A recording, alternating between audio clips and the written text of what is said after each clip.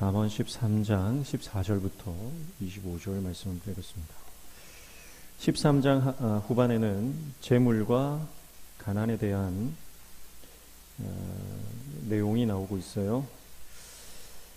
구약의 이 사상은요, 이 부라고 하는 것을 가치 있는 것으로 봅니다. 그래서 부하게 되었다라고 하는 것은 하나님의 은혜요, 그리고 하나님께서 의롭게 여기신다라고 하는 증표가 된다, 이렇게 생각을 해요. 그래서 모든 지혜 문헌에서 부라고 하는 것, 재물이라고 하는 것이 이게 의로운 소득으로 채워진 것이라면 그것은 하나님께서 인정하시는 것이고 가치 있는 것이다. 그러나 그 반대로 소득이라 할지라도, 재물이라 할지라도 그것이 불의한 방법으로 쌓아 올린 것이다 라고 한다면 그것은 하나님 앞에 악한 것이다. 그래서 불의한 소득에 대해서는 비난하고 있습니다. 그래서 정직한 노동, 정직한 방법으로 땀 흘려서 일군 부라고 하는 것은 하나님께서 가치 있게 여겨주신다라고 하는 것을 우리가 이 구약의 사상을 염두에 두고 이 잠언을 보시면 되겠습니다.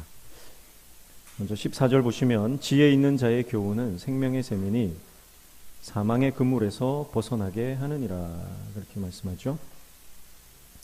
지혜 있는 자의 교훈은 생명의 샘이다. 지혜는 생명과 뗄래야 뗄 수 없는 관계입니다. 그래서 잠언에서 계속 말씀하는 것은 이 지혜가 생명의 길로 인도하고, 그리고 지혜자에게 따라 붙는 것이 바로 이 생명이고 삶의 풍성함이다, 이렇게 말씀을 하고요. 반대로 사망의 그물에서도 벗어나게 한다, 그렇게 말씀하죠. 그래서 사망과는 멀어지게 한다. 사망과는 멀어지게 하고 생명에는 가까이 하게 하고. 그래서 지혜와 생명은 연결되어 있고 밀접하게 관계를 맺고 있다라고 하는 것입니다. 그러니까 우리가 지혜 없이 생명만 쫓는 것은 어리석은 거죠. 그래서 우리가 지혜를 얻으면 당연히 생명이 따라오는 것이다. 그런 겁니다. 그러니까 부자가 되려고 노력하는 게 아니라 지혜자가 되려고 노력하면 생명과 풍성함이 따라오는 거예요. 그래서 돈을 따라가지 말고, 돈을 쫓아서 살지 말고, 성공을 이루려고 성공을 추구하면서 거기에 목매지 말고 하나님의 말씀에 집중하고 하나님의 지혜를 내가 붙잡으면 생명도 따라오는 것이고 부도 따라오는 것이다, 그렇게 말씀하는 거예요. 15절에 보면 선한 지혜는 은혜를 베푸나 사악한 자의 길은 험하니라, 그렇게 말씀하죠. 선한 지혜, 선하다, 좋다, 이건 토부인데요.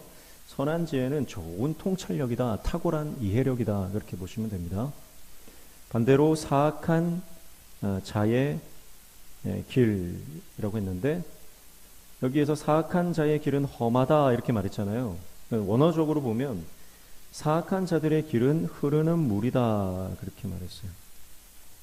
사악한 자의 길은 흐르는 물이다. 무슨 말이냐면 흐르는 물, 여기서 흐르는 물은 어떤 개념일까요? 여기서 흐르는 물은요, 건너기 힘든 위험한 강을 말하는 겁니다. 그러니까 사악한 자의 길은 험하다, 위험하다, 그런 말이죠. 그래서 험하다, 흐르는 물을 험하다, 이렇게 표현한 것이 올바른 의역입니다. 그러니까 좋은 통찰력은요, 은혜를 베풉니다. 그런데 반대로 사악한 자의 길은 굉장히 위험하다. 그래서 우리 인생이 하나님의 말씀을 붙들고 지혜롭게 살아가면 앞서서 말했던 것과 마찬가지로 하나님의 은혜를 받는다. 그러나 그 지혜가 없으면 그 길이 위태롭다. 마치 넘쳐 흐르는 물을 횡단에 가듯이, 아니면 그 작은 배를 타고 그 풍랑에 흔들리고 마는 것이 인생이다, 그렇게 말씀을 하는 거죠. 16절에 보면 무릇 슬기로운 자는 지식으로 행하거니와 미련한 자는 자기의 미련한 것을 나타내느니라, 그렇게 말씀합니다. 슬기로운 자는 지식으로 행한다. 그렇게 말씀해요. 슬기로운 자는 여기서 신중한 사람이에요. 신중한 사람. 그리고 굉장히 영민하고 똑똑한 사람이에요. 자, 이 슬기로운 사람은 지식으로 행한다는 겁니다. 그러니까 모든 선택과 결정에 하나님의 지혜의 말씀이 기준이 된다 이 말이죠. 그래서 그 사람의 행동 기반은 하나님의 말씀입니다. 하나님의 말씀으로 신중하게 영리하게 선택하며 나아간다 그렇게 말하는 것이고요. 반대로 미련한 자는 자기의 미련한 것을 나타낸다 이랬잖아요. 여기서 나타내는 것은요, 마치 시장 좌판에다가 물건을 쫙 진열해 놓은 것 같아요. 가게의 쇼윈도에 물건을 진열해 놓은 것 같습니다. 그런 것처럼 자기의 어리석음을요, 감추지는 못할 망정 사람들에게 그 어리석음을 드러낸다는 거예요. 네. 왜 그럴까요? 이 사람은 수치심이 없기 때문에 그렇습니다. 네. 수치심을 모르고 자기가 미련하다는 것조차 몰라요.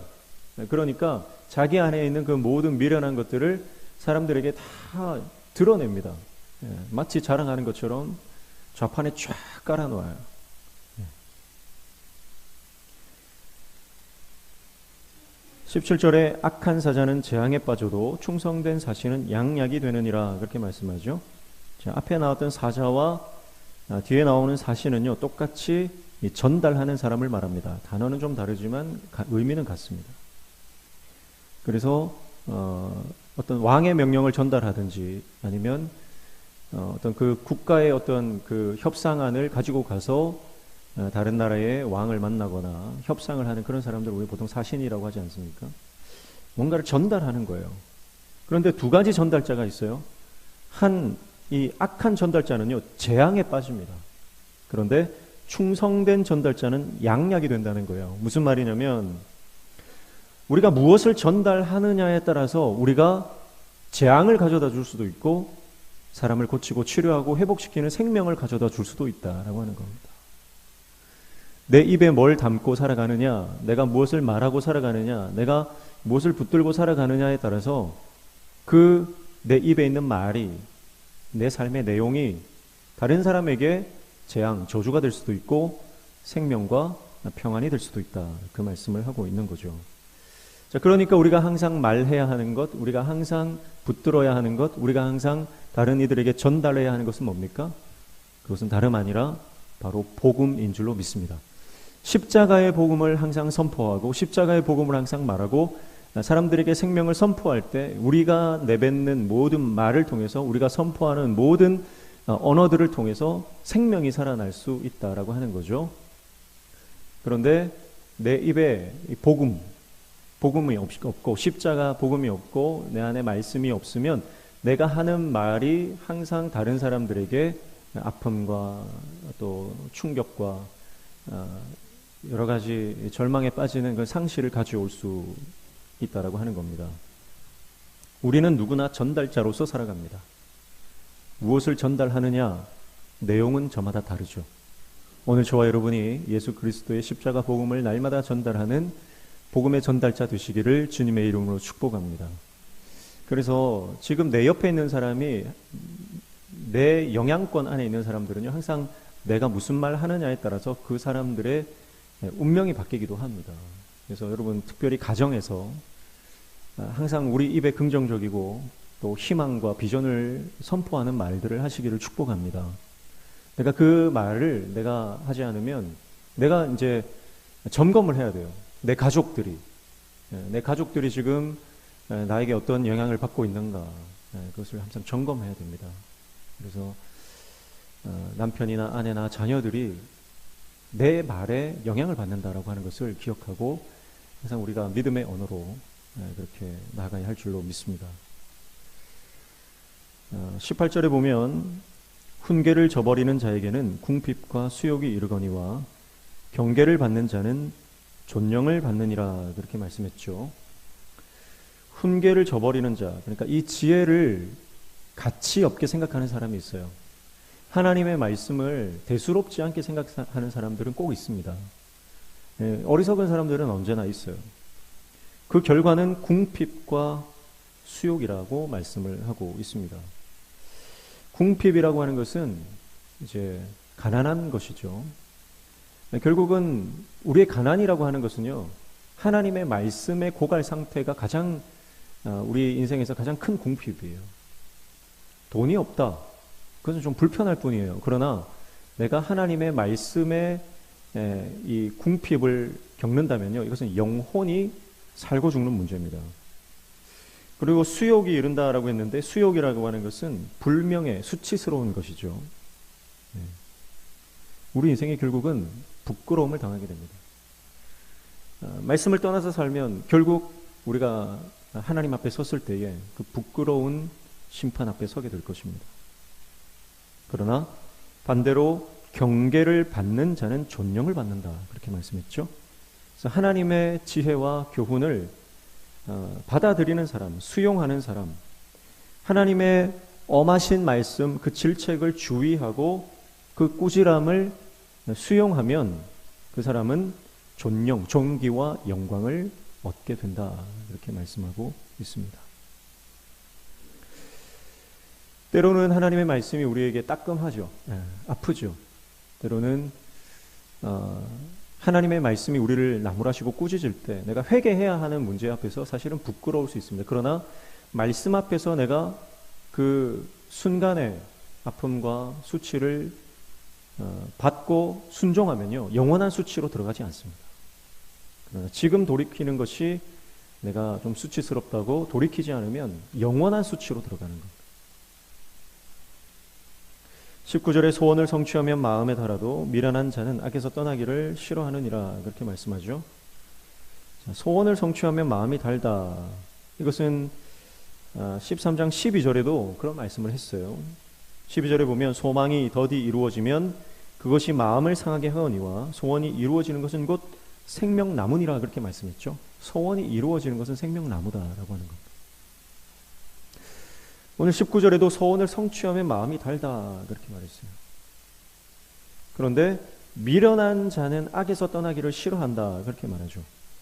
미련한 자는요, 악에서 떠나기를 싫어합니다. 자, 그러니까 무슨 말이냐면, 악인들은요, 미련한 사람들은요, 변화를 싫어합니다. 죽는 것보다 변화를 싫어해요. 그래서 변하지 않으면 소원을 이룰 때 누리는 영원한 기쁨이 있잖아요. 그것을 누릴 수 없다라고 하는 말씀입니다. 여러분, 그러니까 우리의 소망이 이루어지는, 궁극적인 소망이 이루어지는 것은 뭡니까? 뭐 자녀가 승진하는 겁니까? 뭐 내가 출세하는 겁니까? 내가 부자가 되는 겁니까? 그게 잠언이 말하는 소원은요, 그 소원을 말하는 게 아닙니다. 여기서 말하는 소원이라고 하는 것은 하나님과의 관계에서 오는 그 영적인 것과 관련된 것입니다. 이 땅에 대한, 이 세상에 대한 소망이 아닙니다. 여러분, 그것은 절대 이루어지지 않습니다. 이 땅에 대한 소망은요, 그건 신기루예요. 그것은 이루어지지 않습니다. 마치 악인들이 뭐 범죄의 수익으로 한탕해서 내가 잘 먹고 잘 살겠다 하는 것과 같은 거예요. 그것을 꿈꾸라는 말이 아닙니다. 우리에게 생명을 주는 것은 영적인 소망이고 하나님과의 관계에서 오는 것이죠. 그래서 이것은 반드시 이루어집니다. 반드시 이루어지는 것은 바로 하나님께서 우리에게 주시는 복이에요. 왜냐하면 그것은 하나님께서, 살아계신 하나님께서 우리에게 주시겠다고 언약하셨기 때문입니다. 약속하신 대로 이루시는 하나님께서 우리 삶에, 우리 마음의 소원을 이루어 주신다라고 하는 것은 내 안에 그 영적인 충만함, 채움이 있다는 거죠. 그것은 반드시 이루어집니다. 그런데 그것을 이루기 위해서는 어떻게 된다는 거예요? 내가 변해야 된다는 겁니다. 그래서 악한 데서 떠나야 합니다. 변해야 합니다. 변해야 삽니다. 변하지 않으면 살 수 없습니다. 변하지 않으면 하나님의 약속의 복을 받을 수 없습니다. 변해야 삽니다. 내 마음이 새 가죽 부대가 되어야 됩니다. 낡은 가죽 부대 그대로 새 포도주를 넣을 수 없습니다. 하나님은 낡은 가죽 부대에 새 부대를 절대 넣어주시지 않습니다. 왜냐하면 넣어봤자 터질 게 뻔하기 때문에 그렇습니다. 그래서 변해야 됩니다. 하나님 앞에 회개하고 돌이키고 순종의 길로 가야 됩니다. 그래서 오늘 저와 여러분이 이 하나님 앞에서 새로운 마음과 태도로 하나님 앞에 살아가는 새 부대가 되시기를 축복합니다. 우리 교회가 새 부대가 되어야 됩니다. 새 부대가 되지 못하면 하나님의 성령이 우리 가운데 강력하게 역사할 수가 없습니다. 왜냐하면 성령이 역사하시는 것을 우리의 습관과 우리의 전통과 우리의 악한 생각들이 타성에 젖어 있는 그 모든 매너리즘이 하나님의 성령의 사역을 방해하기 때문에 그렇습니다. 그래서 해오던 대로 하는 것이 편하고 지금까지 내가 그렇게 살던 대로 사는 것이 편합니다. 그러면 역사는 일어나지 않습니다. 그래서 우리는 항상 새로운 것에 도전해야 되고 하나님의 나라를 꿈꾸며 내가 어디에 지금 헌신해야 할지 무엇에 순종해야 할지를 우리는 항상 기억해야 합니다. 항상 고민해야 합니다. 내 마음에 안 들면 숨어버리고 조금 마음이 상하면 그저 내가 감당해야 될 나의 사명조차 놓아버리던 악한 습관들을 우리는 더 이상 고수해서는 안 됩니다. 우리가 계속해서 출애굽한 이스라엘 백성들에 대해서 주일날도 보고 새벽에도 보고 출애굽기와 민수기의 말씀을 통해 보는데요. 출애굽 1세대, 도무지 변하지 않는 세대예요. 원망과 불평, 무슨 일만 있으면 그저 원망하고 불평하고 심지어 반역합니다. 그리고 하나님께서 주신 은혜들을 정말 가볍게 여기고 그것에 대해서 멸시를 해버립니다. 돌아가자는 거예요. 애굽으로 돌아가자는 거예요. 옛날로 돌아가자는 거예요. 하나님께서 구원해 주신 그 어마어마한 그 출애굽 사건, 홍해를 건넌 사건, 그런데 그 홍해 이전으로 돌아가자는 거예요. 애굽에 종살이 하던 게 낫다는 거예요. 거기서 마늘이나 먹고 부추나 먹고 거기서 벽돌이나 굽고 사는 것이 더 낫다는 거예요. 그 철저히 뼛속까지 노예 근성으로 차 있는 그 마음들이 도무지 변하지 않습니다.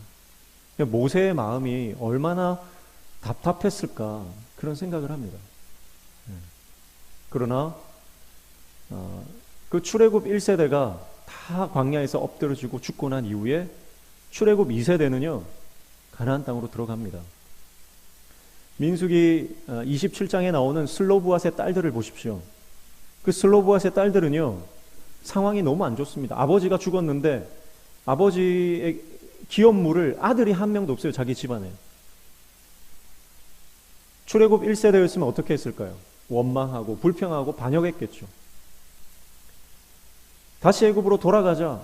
어차피 가나안 땅에 들어가도 우리는 가나안 땅 기업으로 받을 분깃이 없는데 우리 유산이 없는데 가봤자 뭐 하겠냐 하면서 독자적인 행동을 하든지 반역을 하든지 돌아가자고 아부성을 치고 원망하고 불평했을 것입니다. 그게 출애굽 1세대의 특징입니다. 그런데 그 슬로브앗의 딸들은 어떻게 하나요? 상황과 환경과 형편에 주저앉지 않습니다. 원망하거나 포기하지 않습니다. 어떻게 하나요? 공식적인 절차를 밟고 많은 사람들, 모든 백성들 앞에서, 온 회중 앞에서 문제를 제기하고 자신들의 운명을 개척해 나갑니다. 원망과 불평보다는 앞에 가로막혀 있는 어쩌면 율법이라고 하는 것이 그들의 인생을 가로막고 있잖아요. 아들이 없으면 받을 기업이 없다라고 하는 것, 그건 율법이 규정하고 있는 것이기 때문에 내가 어떻게 할 수 없다라고 하는, 포기해도 어떻게 말할 수 없는 그런 상황입니다. 그런데 당시 사회적 약자요, 주목받지 못하고 땅도 기업으로 받을 수 없다라고 규정하고 있던 그 고대 근동사회의 여인들이 모세 앞에 나아가 온 회중 앞에서 우리의 기업을 달라고, 우리도 그거 받을 자격 있지 않냐고, 우리 아버지는 반역한 세대가 아니라고 당당하게 말하며 자기들의 기업을 달라고 요청합니다. 그때 하나님께서 뭐라고 말씀하십니까? 슬로브앗의 딸들을 향해서 그 딸들의 말이 옳다 말씀하십니다. 옳다. 그러면서 율법을 개정해 주세요. 당시에 율법이 규정하고 있지 않았던 아들이 없이 그 아버지가 죽으면 어떻게 이 기업을 물려줄 것인가에 대한 추가적인 규정들을 하나님께서 해주시는 거예요. 여러분, 이것이 바로 출애굽 2세대의 특징입니다. 사랑하는 성도 여러분, 오늘 우리의 체질이 개선되어야 됩니다. 우리 체질이 개선되지 않으면 삶의 변화는 일어나지 않습니다. 상황이 바뀐다고 여러분 기대를 하지 마십시오. 상황은 그대로입니다. 어쩌면 여기 있는 우리 기성세대가 다 죽고 나면 상황이 바뀔 줄 모르죠. 그런데 기성세대가 지금 다 살아있는 상황에서 여러분 어떤 상황이나 형편이 바뀔 거라는 생각을 하는 것은요, 큰 착각입니다. 그러면 우리는 뭘 바꿔야 됩니까? 내 생각을 바꿔야 됩니다. 내 태도를 바꿔야 됩니다. 내 체질을 바꿔야 됩니다. 그래서 우리의 체질이 출애굽 1세대가 가지고 있었던 원망과 불평의 체질이 아니라 그 다음 세대, 믿음의 세대가 가지고 있었던 도전하고 정복하며 그리고 모든 문제들을 꿰뚫고 나아가려고 하는 그 도전 정신으로 우리가 바뀌어야 할 줄로 믿습니다. 변해야 합니다. 하나님의 나라를 꿈꾸고 하나님 앞에서 변화를 받을 때 하나님의 성령이 강력하게 임하시고 우리 가운데 역사하실 줄로 믿습니다. 그래서 적어도 우리 다음 세대들을 가로막는 그런 인생이 되면 안 되잖아요. 우리 다음 세대들이 꿈을 펼칠 수 있도록 우리 기성세대들이 하나님 앞에서 먼저 체질을 개선해야 됩니다. 그래서 끊임없이 말씀으로 돌아가요. 끊임없이 말씀으로 돌아가요. 20절 말씀에 보면 지혜로운 자와 동행하면 지혜를 얻고 미련한 자와 사귀면 해를 받느니라, 그렇게 말씀하죠. 자, 동행입니다. 동행. 누구와 동행하느냐, 어떤 배우자를 만나느냐가 우리의 삶을 완전히 크게 바꿉니다. 그래서 어떤 배우자의 영향을 우리가 많이 받잖아요. 왜냐하면 배우자는 평생을 같이 가는 존재이기 때문에 그 사람의 생각, 그 사람의 행동, 그 사람의 태도, 그 사람의 가치관까지, 그리고 삶의 어떤 습관까지도 닮아가는 것을 보게 됩니다. 그래서 부부는 닮는다 그러잖아요. 함께하면 닮을 수밖에 없습니다. 그래서 동행이 중요한 겁니다. 오늘 저와 여러분이 하나님 안에서 믿음의 사람들과 깊은 교제와 동행을 하는 인생이 되시기를 축복합니다. 오늘 말씀에는요, 지혜로운 자들과 함께 걸으면 그 사람도 지혜로워진다, 그렇게 말씀해요. 지혜로운 자들과 걸으면 그 사람도 지혜로워진다. 그런데 반대로 미련한 자와 사귀면 해를 받는다, 그렇게 말해요. 미련한 자와 사귀면 해를 받는다. 누구와 길을 걷고 동행하느냐에 따라 삶의 질과 결과가 바뀐다는 말씀입니다. 사랑하는 성도 여러분, 우리가 지혜자들과 함께 믿음으로 성장할 것인지, 미련한 자들과 어울려서 그들과 함께 어려움에 빠질지는요, 오늘 우리가 선택하는 것에 따라 달려 있습니다. 그래서 원망하고 불평하는 사람 옆에는 가지 마십시오. 늘 원망하고 불평하고 사람들 사이를 이간질하고 분열시키는 사람 옆에는 가지 마십시오. 그런 사람과 동행하면 나도 큰 해를 당하게 되어 있습니다. 그러나 하나님의 말씀을 붙잡고 늘 하나님 나라를 꿈꾸고 내 상황과 형편과 환경이 어떠하든지 하나님께서 일하심을 대해서 기대하며 하나님 나라를 바라보는 하나님의 종들과 길을 걸어가십시오. 그러면 그들이 가지고 있었던 하나님 나라에 대한 갈망이 나에게도 들어오게 될 줄로 믿습니다. 그리고 내 옆에 있는 자에게 믿음의 동반자가 되어 주십시오. 내가 누군가를 만나는 것도 중요하지만 내가 어떤 사람이 되느냐 하는 것도 중요하죠. 그래서 내가 정말 믿음으로 그들에게 선한 영향력을 끼칠 수 있는 믿음의 동반자, 좋은 친구가 되어 주십시오. 자신의 형편 때문에 한탄하며 의기소침해 있는 자들에게 그 사람들을 위로하고 격려하며 꿈을 다시 심어줄 수 있는 그런 믿음의 동역자들이 되십시오. 믿음이 연약하여 의심하고 불안해하며 절망 가운데 빠져있는 지체들이 있다면 그의 손을 잡아주고 그를 위해 울며 기도할 수 있는 그런 믿음의 동역자가 되어 주십시오. 지금도 우리의 잡아주는 손길이 필요한 연약한 지체들이 많이 있습니다. 우리가 그들에게 다가가 그들의 손을 잡아줄 때 그들이 믿음으로 다시 일어서는 역사가 일어나게 될 줄로 믿습니다. 21절에 재앙은 죄인을 따르고 선한 보응은 의인에게 이르느니라 그렇게 말씀합니다. 이 말씀은 굉장히 재미있는 말씀이죠. 재앙이 죄인을 따른다. 여기서 따른다라고 하는 것은요, 추격한다는 뜻이에요. 추격한다. 열렬히 따라 붙는다 이런 뜻입니다. 반대로 선한 보응은 의인에게 이른다 그렇게 말씀하죠. 자, 이것은 좋은 것, 선한 것은 의인들의 몫이다 그런 뜻입니다.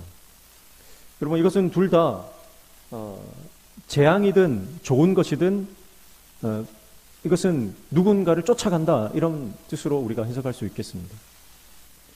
그러니까 지금 재앙이 있어요. 재앙이 있는데 그 재앙이 내가 누구에게 붙을까, 누구를 따라갈까, 누구를 추격할까 이렇게 찾는다는 거예요. 가만히 보다가 누구에게 따라 붙습니까? 바로 죄인이 보이면 그 죄인에게 그 재앙이 따라 붙는다는 겁니다.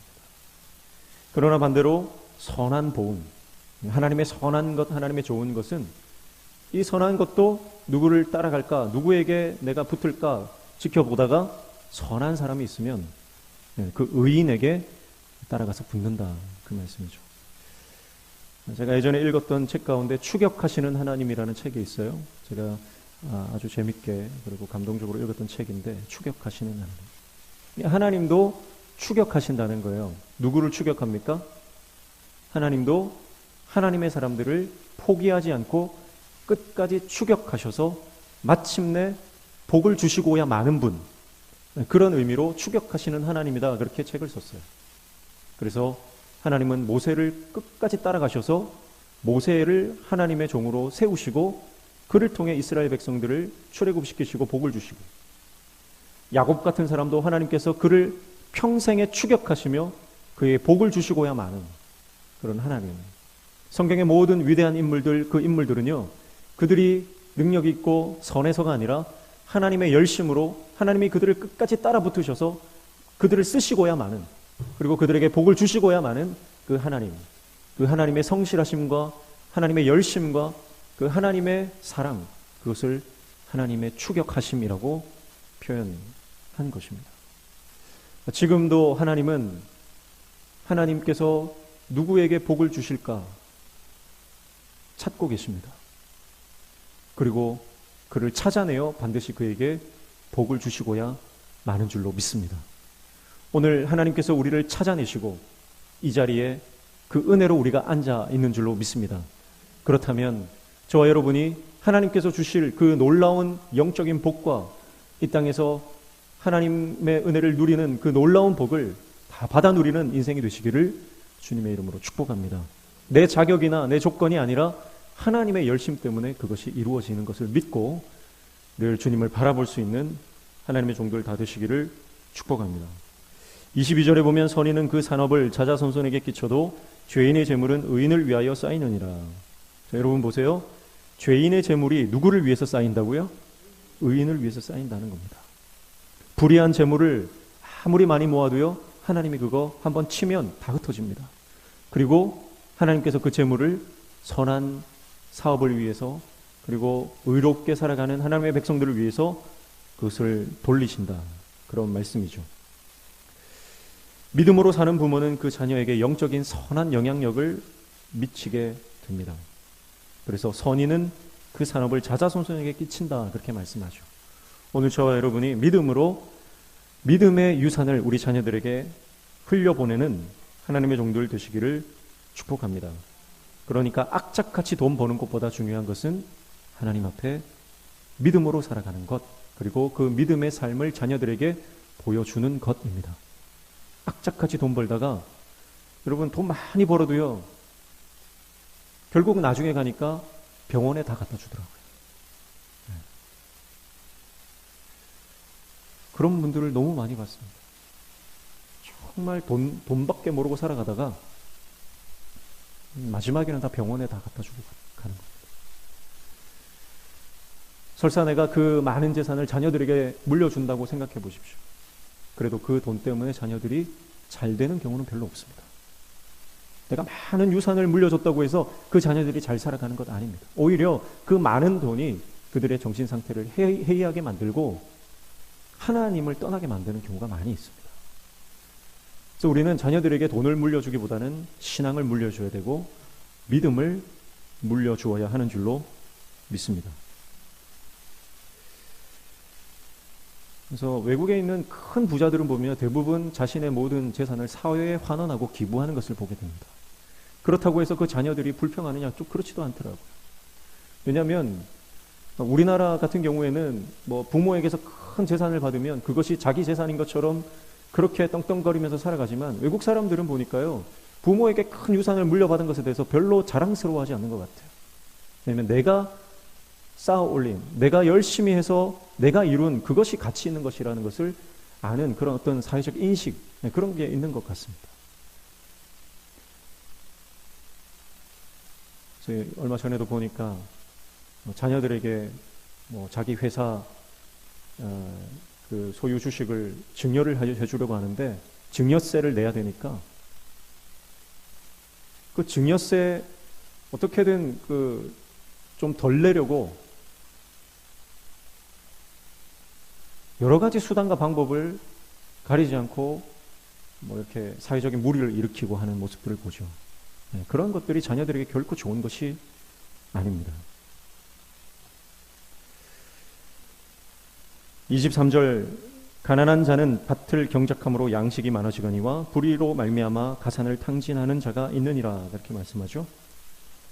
자, 밭을 경작한다라고 하는 것은 성실한 노동이고 이건 하나님께서 의롭게 여기시는 것입니다. 그러니까 단순히 밭을 경작한다는 것이 아니라 우리 삶의 태도를 말하는 거죠. 하나님이 인정하시고 하나님께서 기뻐하시는 성실하고 부지런하고 의로운 삶, 그 삶은 결국은 그 삶을 부욕해 한다는 것입니다. 하나님께서 책임져 주신다, 그 말씀이죠. 그러나 반대로 불의로 말미암아 가산을 탕진하는 자가 있다. 자, 이것은 이 불의는요, 개인의 불의로 볼 수도 있고 사회적인 불의로 볼 수도 있는데, 어쨌든 내가 이 불의 때문에 잘못된 방법으로 내가 부를 축적하는 것은 결국은 하나님께서 그것을 다 흩어버리신다, 탕진하게 된다, 그런 말씀이고요. 24절에 매를 아끼는 자는 그의 자식을 미워함이라 자식을 사랑하는 자는 근실이 징계하느니라, 이렇게 말씀합니다. 자, 이 말씀을 사랑하시는 분들은 자식을 키울 때 많이 때렸을 겁니다. 그런데 이 말씀을요, 그렇게 해석하기보다는 이 매를 아끼지 않는다, 이 사람이 이제 부모잖아요. 부모를 사랑하는 아버지인데 이분을 하나님으로 보는 게 맞습니다. 그래서 하나님께서 이 잠언의 말씀을 주시는 것이, 잠언의 말씀이 아픕니다. 바꿔라. 체질도 바꾸고 태도도 바꾸고 너의 삶의 습관도 바꾸고 다 바꿔라. 바꾸려면 틀어야 됩니다. 틀면 아픕니다. 그런데 아파도 참아라는 거예요. 그래서 하나님께서 이 잠언의 말씀을, 찌르는 말씀을 우리에게 주신 거 아프지만 이게 사랑이다, 그렇게 해석하시면 오늘날에도 이 말씀이 우리에게 동일하게 적용될 줄로 믿습니다. 이게 고대 사회 그대로 적용해가지고 집에 가서 자식들 때리고 그렇게 하시면 안 되고요. 이 말씀을 나에게 적용하시면 됩니다. 그래서 하나님이 아파도 하나님의 인도하심을 받고 순종해라. 그러면 우리가 지금은 아프지만 하나님의 그 회개의 말씀, 우리를 회개를 촉구하고 우리를 돌이키라고 하는 말씀이 지금은 아프지만 그러나 그것이 우리에게 결국은 생명이 된다. 생명이 된다. 때로는요, 하나님은 우리에게 매를 드시거든요. 하나님이 우리에게 매를 드시는 것은 우리를 징계하기 위함이 아니라 우리를 살리기 위함인 줄로 믿습니다. 하나님의 사랑입니다. 하나님의 사랑. 그래서 고난 가운데 하나님의 그 크신 사랑을 깨달을 수 있는 지혜가 임하기를 축복합니다. 25절 의인은 포식하여도 악인의 배는 줄이느니라, 그렇게 말씀했죠. 포식, 의인은 포식한다. 포식은 욕구가 채워지는 만족감입니다. 만족감. 의인은 포식한다, 만족하다. 누구로 인해 만족합니까? 말씀으로 인해. 예수 그리스도로 인해 만족합니다. 밥을 많이 먹어서 만족한 게 아니고요. 밥을 많이 먹으면 졸음만 오는 거예요. 밥을 많이 먹어서 포식한 게 아니고 말씀으로, 예수 그리스도로 말미암아 우리가 영혼이 만족함을 누린다라고 하는 것이고, 반대로 악인의 배는 줄인다. 무슨 말입니까? 이 배라고 하는 것은 내면의 자아를 말하는 겁니다. 내 내적인 자아를 말하는 거예요. 이 자아가 지금 결핍되어 있는 상태다. 내적인 이 영적 허기와 갈증과 결핍으로 허덕인다, 그 말씀이죠. 악인들이 돈을 많이 불의한 방법으로 부를 축적하고 그렇게 해도요, 그러나 늘 불안하고 늘 그 영혼은 채워지지 않는다, 그 말씀을 하고 있습니다. 오늘 우리가 이 말씀을 깨닫는다면 우리의 삶의 목적은 분명해질 것입니다. 내 삶의 목적이 돈이 아니구나. 건강이 내 삶의 목적이 아니구나. 성공이 내 삶의 목적이 아니구나. 육체적인 쾌락이 내 삶의 목적이 아니구나. 내 삶의 목적은 바로 내 영혼이 예수 그리스도로 채움받는 것, 주님과 동행하는 것, 주님과 함께 인생의 길을 걸어가는 것, 그래서 말씀으로 한 걸음 한 걸음 내딛는 지혜자로서 살아가는 것, 그리고 결국 하나님 나라에 우리가 입성할 때에 하나님께서 우리를 착하고 충성된 종이라 잘했다고 칭찬하시며 상급을 주시는 그 영원한 상급을 바라보며 걸어가는 것, 그것을 깨닫고 오늘 저와 여러분이 믿음의 길을 묵묵히 걸어갈 수 있는 하나님의 종들 다 되시기를 주님의 이름으로 축복합니다. 찬양하겠습니다.